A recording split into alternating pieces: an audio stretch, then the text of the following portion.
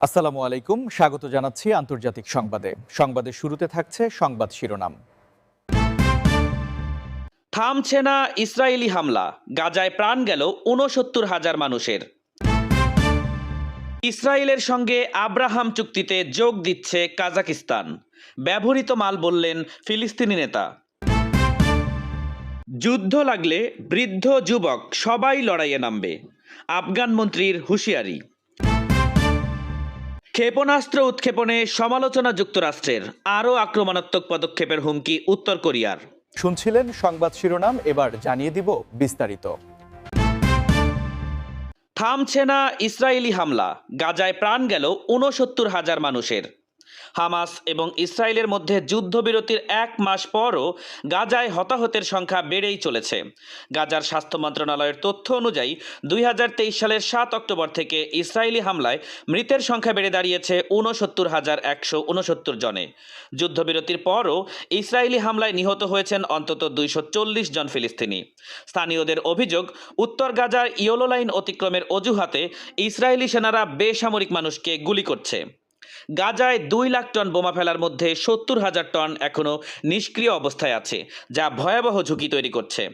শেখ রাদোয়ান এলাকায় pump station ধ্বংস হয়ে পড়েছে দূষিত পানির সংকটে, এতে সংক্রমণের আশঙ্কা দেখা দিয়েছে। জাতিসংঘ জানিয়েছে, গাজার ভূগর্ভস্থ পানি এখন মারাত্মকভাবে দূষিত। পশ্চিম তীরেও সহিংসতা বেড়েছে। ইসরায়েলি বসতি স্থাপনকারীরা সেনাদের সহযোগিতায় ফিলিস্তিনিদের বাড়িঘরে হামলা চালাচ্ছে। পুড়ে গেছে ৪,০০০-এরও বেশি জলপাই গাছ। লেবাননের দক্ষিণাঞ্চলেও ইসরায়েলি হামলায় বহু হতাহতের ঘটনা ঘটেছে।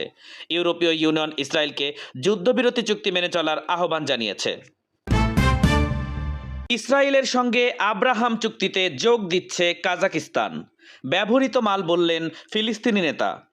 মধ্য এশিয়ার মুসলিম প্রধান দেশ কাজাকিস্তান ইসরায়েলের সঙ্গে আব্রাহাম চুক্তিতে স্বাক্ষর করতে যাচ্ছে বলে নিশ্চিত করেছে কাজাকিস্তান সরকার। ২০২০ সালে যুক্তরাষ্ট্রের তৎকালীন প্রেসিডেন্ট ডোনাল্ড ট্রাম্পের উদ্যোগে শুরু হওয়া এই চুক্তির মাধ্যমে ইসরায়েলের সঙ্গে মুসলিম দেশগুলোর সম্পর্ক স্থাপনের প্রক্রিয়া শুরু হয়। সংযুক্ত আরব আমিরাত, বাহরাইন, মরক্কো এবং সুদান এই চুক্তিতে স্বাক্ষর করেছিল, যদিও সুদান এখনও আনুষ্ঠানিক অনুমোদন দেয়নি।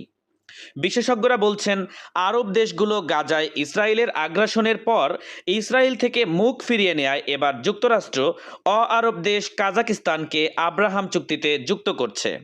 সমালোচকরা এও বলছেন, কাজাকিস্তানের সঙ্গে ইসরায়েলের ১৯৯০ দশক থেকেই কূটনৈতিক এবং বাণিজ্যিক সম্পর্ক রয়েছে, তাই নতুন চুক্তির বাস্তব কোনো প্রয়োজন নেই।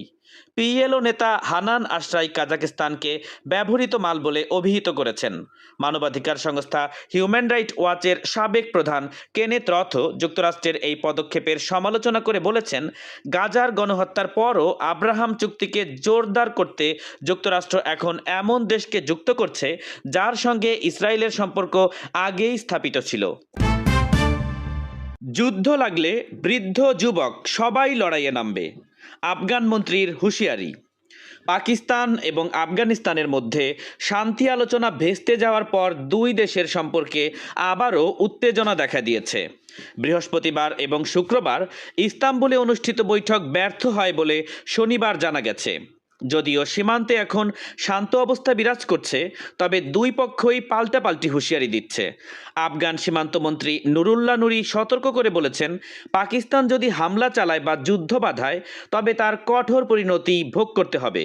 তিনি বলেছেন, আফগানদের ধৈর্য পরীক্ষা করবেন না, প্রয়োজনে বৃদ্ধ থেকে যুবক সবাই যুদ্ধে নামবে। আফগান সরকারের মুখপাত্র জাবিহুল্লাহ মুজাহিদ পাকিস্তানের অসহযোগিতা এবং সিরিয়াসনেসের অভাবকেই আলোচনার ব্যর্থতার কারণ হিসেবে উল্লেখ করে বলেছেন, পাকিস্তানকে তাদের অভ্যন্তরীণ নিরাপত্তা সংকটের দায় আফগানিস্তানের ঘাড়ে চাপাতে দেয়া হবে না। তালেবান জানিয়েছে, আলোচনা ব্যর্থ হলেও যুদ্ধবিরতি বহাল থাকবে। এর আগে টানা সংঘর্ষের পর গত ১৯ অক্টোবর দোহায় বৈঠকে বসে দুই দেশ যুদ্ধবিরতিতে সম্মত হয়েছিল। মুজাহিদের মতে, পাকিস্তানের পক্ষে আলোচনায় দায়িত্বশীল মনোভাব দেখানো হয়নি এবং নিজেদের নিরাপত্তা সমস্যার দায় আফগানিস্তানের ওপর চাপানোর চেষ্টা করেছে তারা। ক্ষেপণাস্ত্র উৎক্ষেপণে সমালোচনা যুক্তরাষ্ট্রের, আরও আক্রমণাত্মক পদক্ষেপের হুমকি উত্তর কোরিয়ার। উত্তর কোরিয়া সাম্প্রতিক ব্যালিস্টিক ক্ষেপণাস্ত্র উৎক্ষেপণ এবং সিউলের প্রতি সমর্থন দেখানোর কারণে যুক্তরাষ্ট্র এবং দক্ষিণ কোরিয়ার সমালোচনার প্রেক্ষাপটে আক্রমণাত্মক পদক্ষেপ নেয়ার হুমকি দিয়েছে। প্রতিরক্ষামন্ত্রী নো কাওয়াং চল সরকারকে অভিযোগ করেছেন, ওয়াশিংটন উত্তরের নিরাপত্তা হুমকির মুখে ফেলছে এবং অঞ্চল জুড়ে উত্তেজনা বাড়াচ্ছে।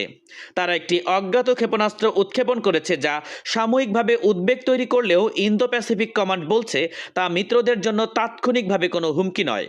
জাপানও বলছে ক্ষেপণাস্ত্রটি তাদের বিশেষ অর্থনৈতিক অঞ্চলের বাইরে পড়েছে।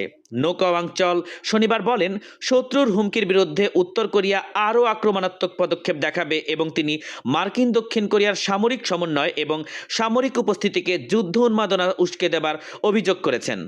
যুক্তরাষ্ট্রের প্রতিরক্ষামন্ত্রী পিট হেগসেট দক্ষিণ কোরিয়া ভ্রমণ করে যৌথ নিরাপত্তা দৃঢ় করার সংকল্প ব্যক্ত করেছেন এবং দক্ষিণ কোরিয়ার বিরুদ্ধে সাম্প্রতিক সাবমেরিন কেবল নির্মাণ পরিকল্পনা বা পারমাণবিক চালিত সাবমেরিন পিয়ংইয়ংয়ের উদ্বেগ বাড়িয়েছে বলে বিশ্লেষকরা মনে করছেন। কোরীয় উপদ্বীপে উত্তেজনা কমাতে সিউলকে উত্তেজনা বাড়ানোর সব কর্মকাণ্ড বন্ধ করার আহ্বান জানানো হয়েছে।